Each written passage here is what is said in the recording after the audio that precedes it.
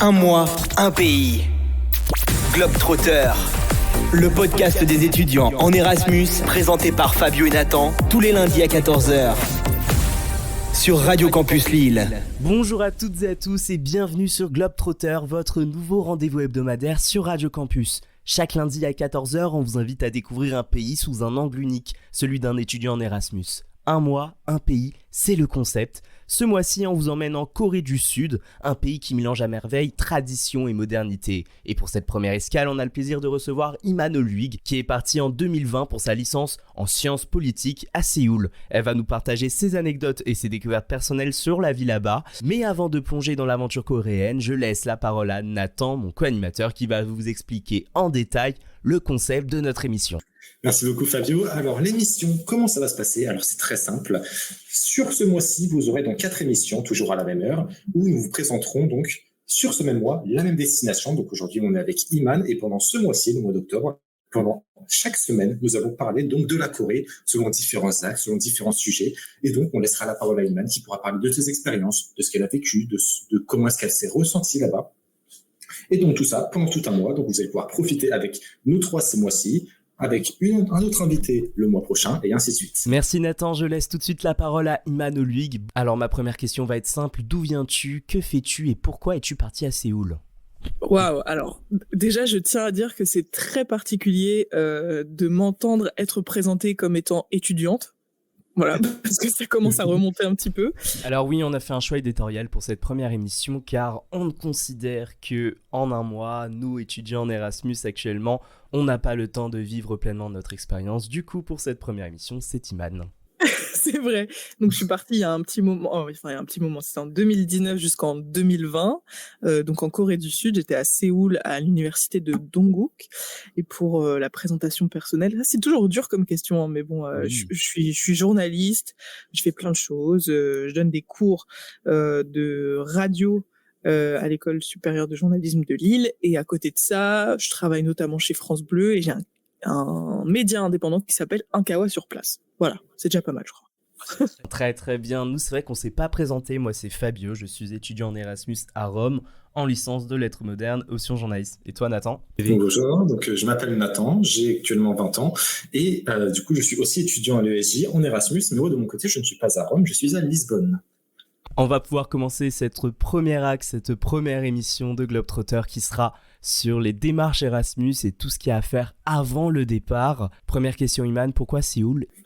Waouh, alors ça remonte à un petit moment maintenant, mais à l'époque, alors quand j'étais très jeune, j'aimais beaucoup le Japon et j'étais très intéressée de manière générale par toutes les cultures asiatiques, etc.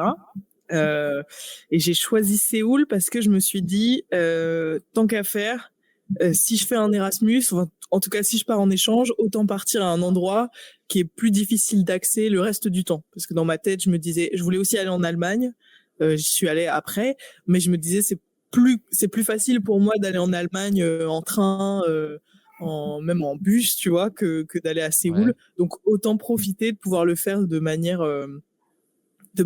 estudiantine en fait. Et voilà, donc j'ai choisi Séoul pour un mix de ces raisons. Et puis ça m'a attiré en fait la Corée du Sud. Je sais pas, j'avais commencé à apprendre un peu la langue parce que j'avais des amis coréens en France. Et voilà, je me suis retrouvée là-bas. Mais donc dans ce cas-là, tu as choisi une destination qui est en dehors de l'Union européenne et donc qui est hors du programme Erasmus, car c'est un autre programme qui s'occupe pour ces voyages-là, comme par exemple en Australie, c'est le programme Maori. Alors, comment est-ce que ça se passe pour tout ce qui est le processus administratif pour candidater notamment à Séoul, ou en tout cas dans les pays d'Asie? Alors là, je pense que je vais être un petit peu vague pour être honnête parce que ça commence à remonter. Hein. Quand j'ai fait les démarches, c'était en 2019. C'est pas un souci car on prévoit de faire une émission avec l'Université de Lille pour simplifier et expliquer les démarches Erasmus. Super, comme ça ils auront encore plus les infos et des infos peut-être plus neuves aussi que les miennes. Bah, non mais c'est vrai parce qu'en vérité, je le dis pas juste de manière humoristique, mais en vrai les démarches pour partir à l'étranger, elles changent très vite aussi. Oui. Et puis moi quand je suis partie aussi c'était pré-Covid, donc j'imagine qu'il y a aussi des choses qui ont changé sur ce point-là, surtout peut-être sur les destinations hors Erasmus, comme tu l'as dit, Nathan. Donc voilà. Mais en tout cas, moi, sur mes démarches, je me souviens que j'avais dû préparer bien à l'avance. Je crois que c'est même pour les destinations hors Europe, c'est un peu avant les destinations en Europe. Voilà, on a un dossier à remplir avec nos choix, une lettre de motivation. Nous, on devait prouver qu'on parlait anglais, il me semble, parce que forcément, on prenait des cours en anglais. T'étais pas obligé, par contre, de parler coréen, ce qui était vraiment, vraiment positif, parce qu'à cette époque-là, j'étais incapable d'aligner 2 mots. Et puis voilà, c'était surtout un gros dossier. Après ça, c'était les démarches vis-à-vis de l'université. Puis après, il y a beaucoup de démarches personnelles, de se préparer mentalement, préparer aussi avoir un peu d'argent de côté. Donc j'ai dû travailler beaucoup pendant l'année pour mettre un maximum d'argent de côté, prévoir, faire en sorte que son compte en banque il soit utilisable aussi à l'étranger. Il y a plein de choses aussi auxquelles on pense pas. Je sais pas, peut-être que vous allez pouvoir me dire des choses similaires puisque vous êtes actuellement en Erasmus, mais j'ai l'impression qu'il y a aussi plein de démarches qui sont pas forcément prévues. Type quand tu es arrivé là-bas, faire sa carte, sa alien card, sa carte de séjour aussi, toutes ces choses-là auxquelles on pense pas forcément en partant, mais qui sont très lourdes à l'arrivée. Oui, les 2 premiers mois, c'est assez lourd en démarche administrative. Puis après, le reste, c'est que du positif. Enfin, on en parlera sûrement après. Mais voilà, pour pas dégoûter aussi les gens qui nous écoutent, dans tous les cas, à cet âge-là, vous allez faire des démarches administratives constamment. Donc autant les faire dans un pays étranger. Voilà. Je suis totalement d'accord là-dessus. Au moins, ça rôde, c'est ça l'avantage. Bah ouais, c'est ça. C'est ça, donc je pense aussi que c'est pour qu'on gagne en maturité. Et du coup, t'as un peu mâché la question, mais quelles démarches et préparations as-tu mises en place avant de partir ? Sur le plan administratif, on vient d'en parler, et aussi sur le plan culturel et personnel. Le gros débat pour les étudiants en Erasmus, la grosse bataille, c'est la recherche de logement. Comment ça s'est passé pour toi ? Ah oui, ça c'était aussi un gros investissement.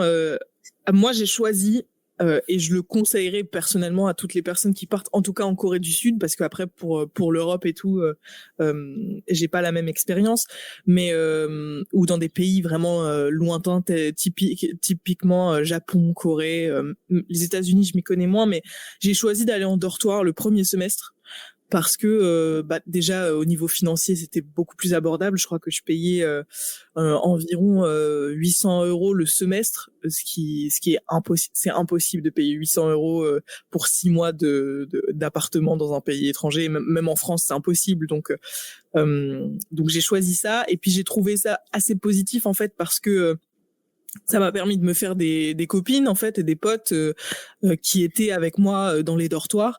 Alors on était 2 par chambre donc c'était gérable hein, mais voilà, de croiser des personnes en tout cas pour le coup les dortoirs étaient pas mixtes, donc de croiser des filles dans les couloirs avec qui j'ai pu devenir amie par la suite et me rapprocher et du coup me faire un petit peu un réseau ou en tout cas des copines dès que je suis arrivée dans le pays. Et ça m'a vachement aidé parce que j'imagine aussi qu'on en parlera après, mais le fait d'être dans un pays étranger, c'est beaucoup autant de responsabilités, parfois la maison nous manque aussi et il faut qu'on se trouve aussi, qu'on se construise une famille, des amis, des contacts.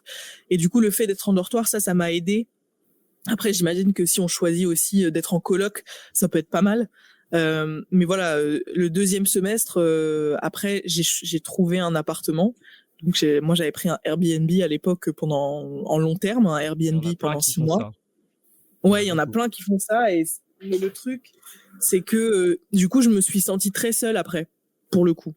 Parce que j'avais pas tout ce truc-là, toutes les personnes qui passent dans les couloirs. Si t'as un problème, tu toques à la porte d'à côté.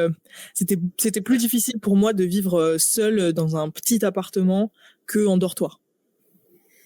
En plus, il y a la sensation, puisque dans un certain sens, en fait, j'ai l'habitude donc de côtoyer et de coopérer d'une certaine manière avec les autres personnes.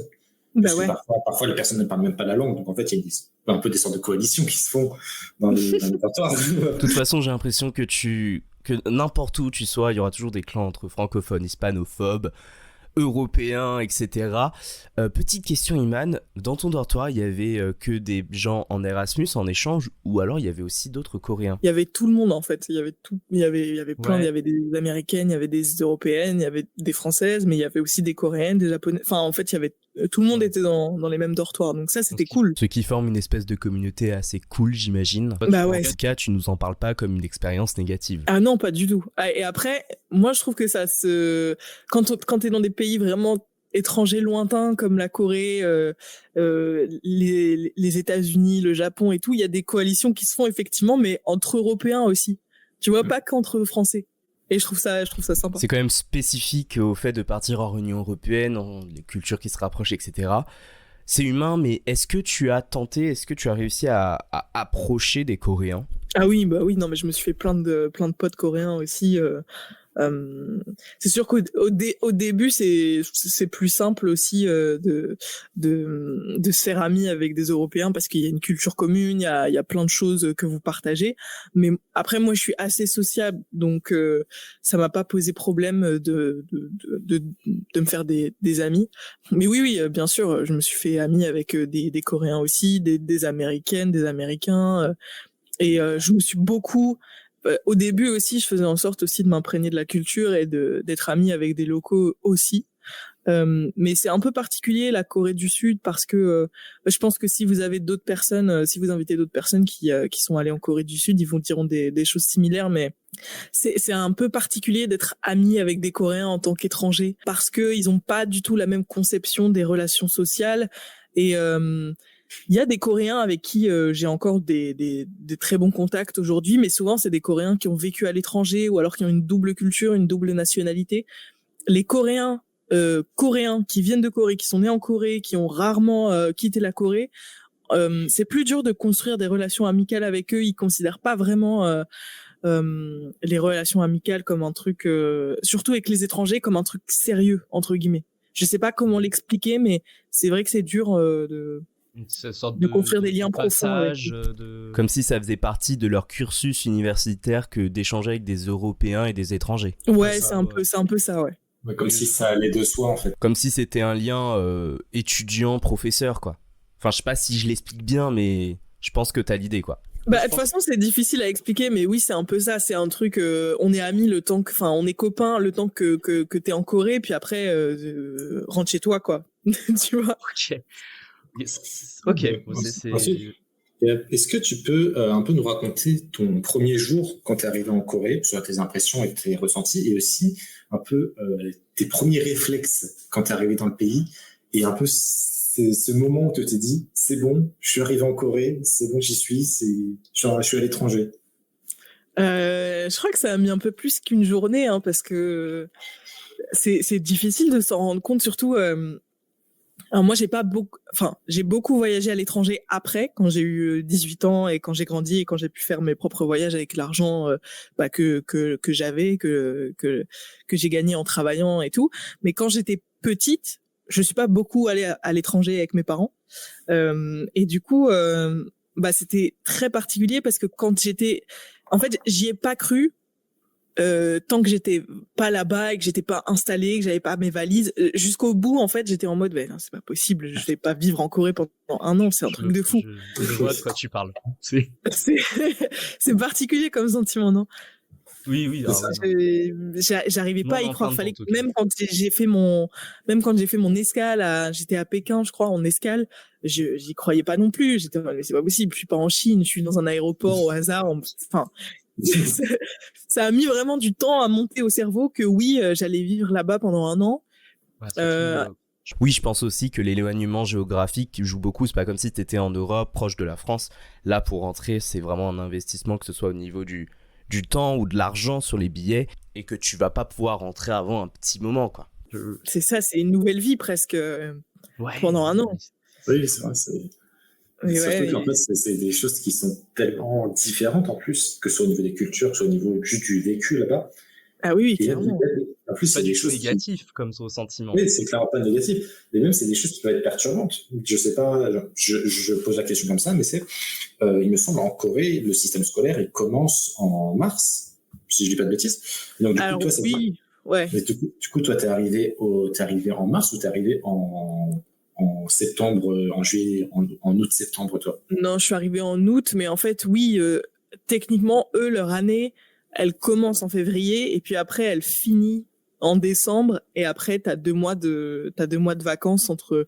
Mais en fait, quand on vient de France, on arrive en août ou en septembre et on fait notre premier semestre pendant leur deuxième semestre. Parce qu'en fait, comme tu choisis tes cours là-bas, c'est pas vraiment problématique. Il n'y a pas une continuité dans les cours du premier au deuxième semestre. Mais en fait, c'est comme en France, à la fac, t'as des cours au premier semestre et t'as des cours au deuxième semestre. C'est pas les mêmes, donc voilà, ça fonctionne comme ça. Eh ben merci Iman, merci Nathan et merci à vous d'avoir écouté cette première émission de Globetrotter. J'espère qu'elle vous aura plu. On se retrouve lundi prochain à 14h sur Radio Campus pour la suite de notre découverte de la Corée. Cette émission est rediffusée mercredi à 14h et disponible dès maintenant sur YouTube, Spotify et Deezer. Tous les liens sont disponibles sur notre Instagram @globetrotter.podcast. Merci à vous de nous avoir écoutés et bon après-midi sur Radio Campus.